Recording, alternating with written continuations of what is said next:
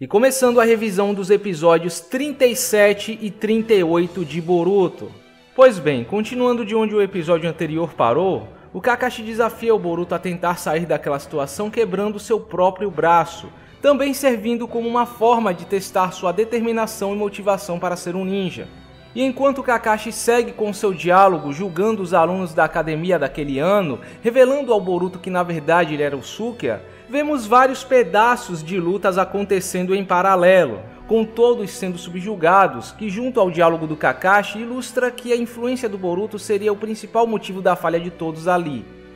Até que em um determinado momento Boruto é resgatado por Mitsuki Iwabe e assim todos os alunos que conseguiram fugir dos senseis se reagrupam.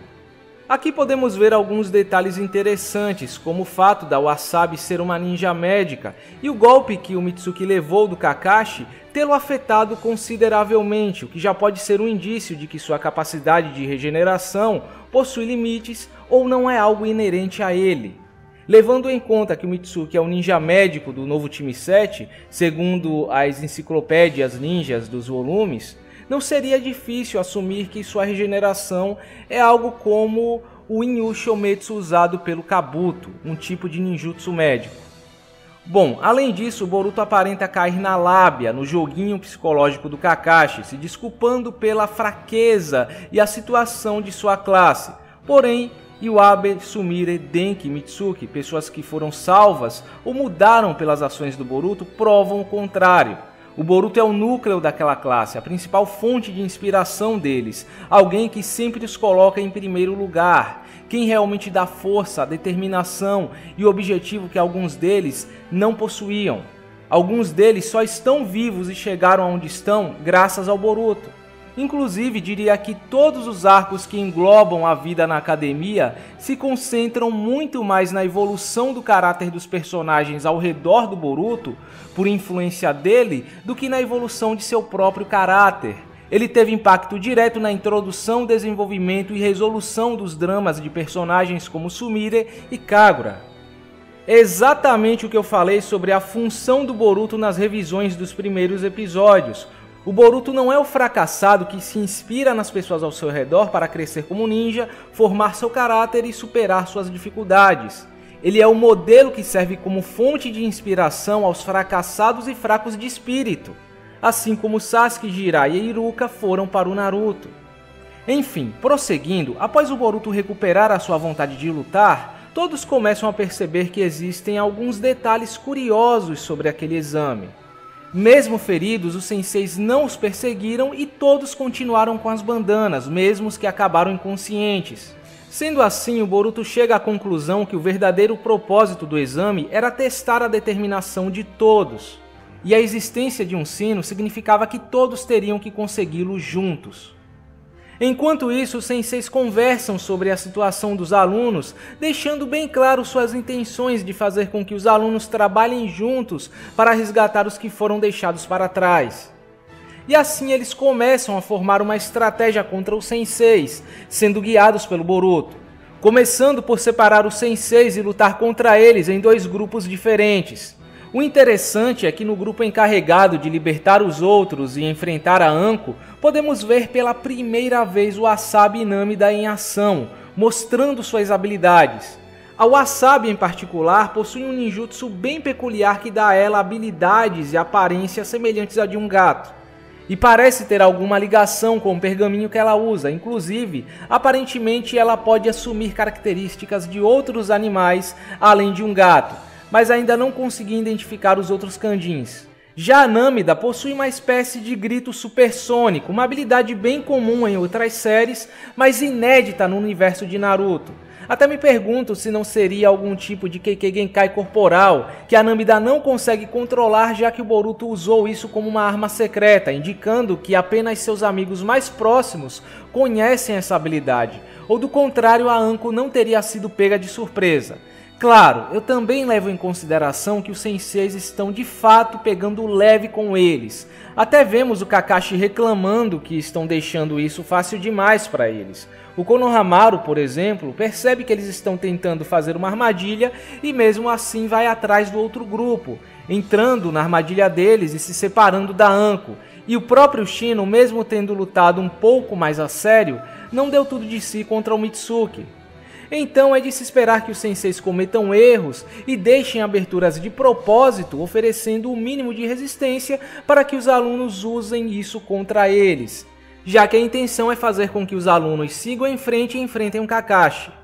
Bom, enquanto isso, o grupo encarregado do Konohamaru consegue vencê-lo colocando em um genjutsu, usando uma estratégia simples, porém muito eficiente, com Boruto e Sarada usando o Henge para se transformarem um no outro, assim fazendo o Konohamaru se descuidar ao olhar diretamente nos olhos da Sarada, um cuidado que ele teria ao enfrentar alguém com Sharingan diretamente. Aqui também podemos ver que eles são capazes de usar o Ishi-Tojin, um Fuinjutsu que restringe os movimentos do adversário, algo que vimos sendo utilizado anteriormente pelo Iruka. Ao que parece é o mesmo Fuinjutsu usado pelo Denki no episódio passado, porém recebendo um boost do chakra de todos ali para aumentar sua eficiência, já que o Denki não consegue fazer um Fuinjutsu eficiente com o seu próprio chakra, por isso que eles estão em uma espécie de formação.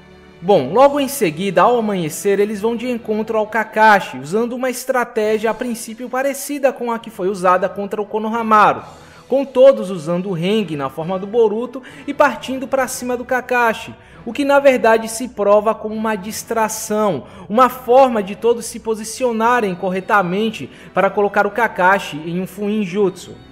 E o fato do Denki falar o nome do jutsu mais uma vez indica que se trata de um ninjutsu dele. Por isso não dá para afirmar com 100% de certeza que o Metal Lee pode usar ninjutsus só porque ele era um dos que estava ajudando a manter o selo. Pois bem, o Kakashi é colocado numa situação difícil em que o Boruto quase consegue pegar o sino e acaba tendo que exagerar um pouco usando o Raiton Shinden. Mas nesse momento é que a nova geração mostra toda a sua determinação, recusando-se a desistir mesmo após levarem um ataque. Eu até me pergunto se a partir daqui o Boruto vai se interessar em aprender o Shiden. Até porque, segundo a Enciclopédia Ninja nos volumes, o Boruto sabe usar o Shiden, ele é um de seus ninjutsus. Então, uma hora ou outra ele vai aprender isso com o Kakashi, ou talvez ele aprenda simplesmente olhando, já que ele aparenta ter uma habilidade acima do normal para aprender ninjutsus elementais. Porém, quando o Boruto está prestes a tocar no sino, o tempo do exame acaba. E a partir daqui é revelado que todos passaram no exame, o verdadeiro propósito da regra dos sinos, e o Kakashi mais uma vez repete aquela clássica frase do Obito, parabenizando todos os alunos por entenderem muito bem o valor de não deixar um amigo para trás. Se bem que podemos dizer que todos eles já aprenderam um pouco sobre isso ainda na prova de obstáculos durante o episódio 12. Até acho que perderam um pouco a chance de se aprofundar no fato de que Kakashi e Boruto seguem filosofias parecidas, o que não foi citado em momento algum do episódio. Achei que pelo menos teríamos algum diálogo entre eles mostrando isso ao Kakashi. Até acredito que a mensagem do Kakashi sobre não abandonar seus amigos foi um tanto desnecessária e sem função real no episódio, parece estar ali apenas como uma homenagem, uma referência.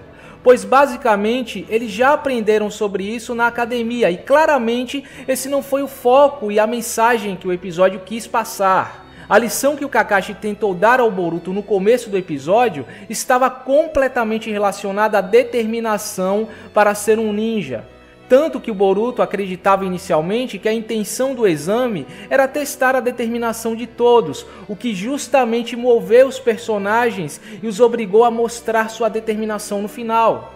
No final das contas, conseguiram dar uma cara nova a um conteúdo entre aspas reciclado, fazendo referência a algo que já vimos anteriormente, porém com sua própria identidade. Mas enfim, chegando ao final do episódio, revela-se que todas aquelas bandanas eram na verdade bandanas ninjas disfarçadas com Henge. Haja concentração, hein, Shino? E temos uma cena com Iruka perguntando ao Kakashi o que ele acha dos formandos desse ano, onde vemos que na verdade o Kakashi não considera os alunos daquela classe tão terríveis assim. Ele consegue enxergar o potencial e o valor de cada um deles, e assim o episódio termina com um clima bem agradável. Agora vamos ao episódio 38, que começa mostrando mais uma manhã na família Uzumaki. E logo nesse começo podemos ver que o Boruto está usando o traje que vemos durante o filme. E temos uma cena bem interessante mostrando o Boruto partindo para a academia, decidindo não usar a bandana ninja, por não querer ser visto usando algo tão ridículo segundo ele. Porém, assim que ele sai da vista de seus pais, ele veste a bandana com um sorriso no rosto. Um detalhe aparentemente pequeno, mas que mostra uma certa evolução no caráter do Boruto após os acontecimentos do episódio 37. Agora ele dá mais valor ao significado de ser um ninja. E de certa forma mostra que sua rebeldia juvenil não corresponde exatamente ao que ele sente de verdade. Pois bem, prosseguindo, na academia, enquanto as crianças estão se preparando para formar seus times, já podemos ver que vários personagens também estão usando trajes novos, destacando aqui o Hulk, que praticamente está fazendo um cosplay do Kakashi. Eu até me pergunto se ele é algum tipo de fã do Kakashi, como o Yurui supostamente é do Killer Bee por ter adotado um visual semelhante, se bem que podem existir várias razões para isso, né? Além disso, acontece uma pequena discussão entre Sarada e Boruto, que acaba em uma cena que faz paralelo à cena do beijo entre Naruto e Sasuke no Classic. Mas na realidade não acontece um beijo, a Sarada coloca o pé na frente, né? E sinceramente, pra mim isso era uma questão de tempo. No momento em que eu soube que o anime se concentraria nos tempos de academia, sabia que uma cena assim rolaria quando eles se formassem. Se bem que eu esperava um beijo de verdade. Bom, logo após, os times começam a serem formados, confirmando algumas formações que já eram bem óbvias, como Denki, Iwabe e Metal Lee, ou Sumire, Wasabi e Namida formando times. Além de mostrar a formação de 2 times novos, revelando os nomes dos demais personagens. Porém, quando chega a hora do novo time 7, ou time 3, como é nomeado aqui, a Sarada se recusa a formar um time com Boruto, com o argumento de que eles não possuem a compatibilidade necessária. E assim, Boruto e Sarada saem em uma pequena jornada para fazerem um apelo direto ao Hokage, indo entregar um pergaminho diretamente a ele, na esperança de que ele reconsidere a formação desse time. O que se prova como uma tática da academia para dar uma lição aos genins descontentes com seus times. E enquanto Boruto e Sarada, com uma certa ajuda do Mitsuki, estão tentando chegar ao Naruto, ironicamente trabalhando como um time, vemos o Naruto supervisionando o treinamento de alguns ninjas, aparentemente um treinamento focado em ninjutsu de barreira, que como já vimos várias vezes, é extremamente útil para restringir seres poderosos. A que foi feita pelos Edo Hokages durante a guerra aguentou até mesmo o Jubi. Então isso mostra que, de certa forma, o Naruto está se preparando contra um eventual conflito envolvendo Otsutskis, com base no que o Sasuke descobriu até agora. Enfim, prosseguindo, após uma cena com Shikamaru dando a entender que o oponente do novo time 7 seria problemático, a Mirai, a capitã encarregada dos guarda-costas do Hokage, nos é apresentada pela primeira vez no anime, que por sua vez decide dar uma lição no novo time 7 sem pegar leve com eles. Sendo assim, acontece um pequeno confronto entre eles na ponte, onde a Mirai mostra um pouco de suas habilidades, que basicamente combinam o estilo de luta do Asuma com os genjutsus da Kurenai, dando uma verdadeira surra no Boruto e na Sarada, enquanto Mitsuki está ocupado segurando a ponte, impedindo que ela caia por conta de uma armadilha da Mirai, mostrando toda a falta de experiência e coordenação deles como time.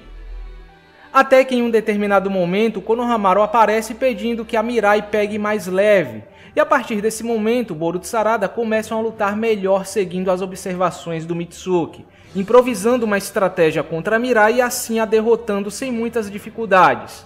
Se bem que eu duvido que eles teriam conseguido se ela continuasse levando um pouco mais a sério como no começo. E chegando ao final do episódio, a Sarada deixa essa ideia de apelo direto de lado, mas decide pedir outra coisa ao Naruto, o título de time 7 ao seu time. E assim o episódio termina após uma última cena de alívio cômico com a Mirai ainda amarrada debaixo da ponte. Agora, terminando o vídeo, não tenho muito o que acrescentar sobre o episódio 37, mas posso dizer que esse episódio se resume na mais pura definição do trabalho em equipe, união e sinergia entre os personagens, o que para mim, junto com o desenvolvimento das relações humanas entre os personagens, está sendo o maior ponto positivo de Boruto em relação a Naruto como série. Nem mesmo em Naruto tivemos a visão de um grupo tão unido dessa forma até pouco antes do final da guerra. O que a nova geração mostrou aqui supera facilmente boa parte do que os Konoha 11 e principalmente o time 7 já mostraram quando se trata de trabalho em equipe. Fiquei impressionado em como a união entre eles foi retratada nesse episódio, como em apenas um único episódio conseguiram dar alguma utilidade a cada um dos personagens que não haviam sido capturados.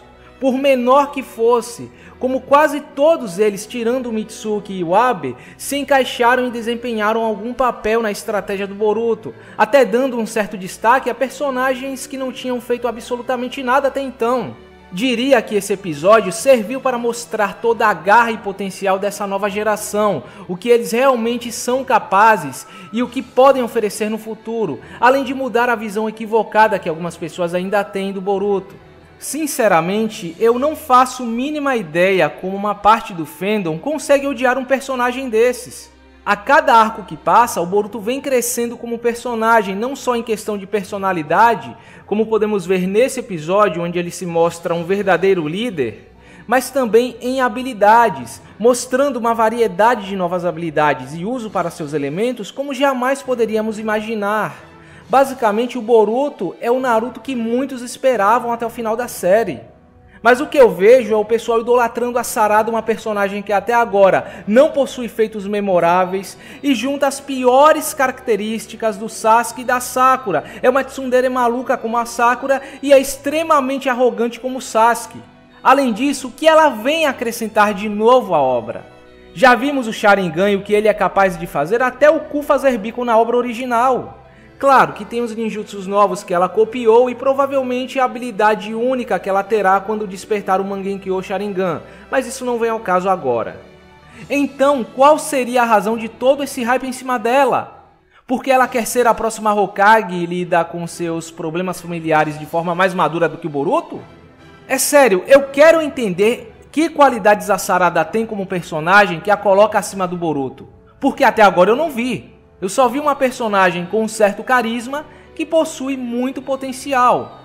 Enfim, continuando, apesar de suas qualidades, é um episódio que passa aquela sensação de ser corrido, que algo está faltando. Com muitas lutas onde teríamos a chance de ver mais das habilidades de outros personagens acontecendo completamente em off.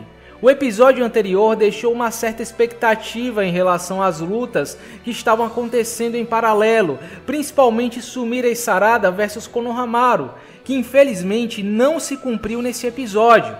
Acredito que os eventos que vimos durante esse episódio teriam sido melhor executados em no mínimo 2 episódios. Aposto que muitos esperavam ver a Sumire lutando um pouco mais a sério e a Sarada mostrando o nível de habilidade que ela mostrou na luta contra a Buntan. Se bem que provavelmente se ela tivesse usado tantos ninjutsus como usou naquela ocasião, teria acabado sem chakra e mal conseguiria andar depois. Porém, os ninjutsus aqui ou ali não cairiam tão mal.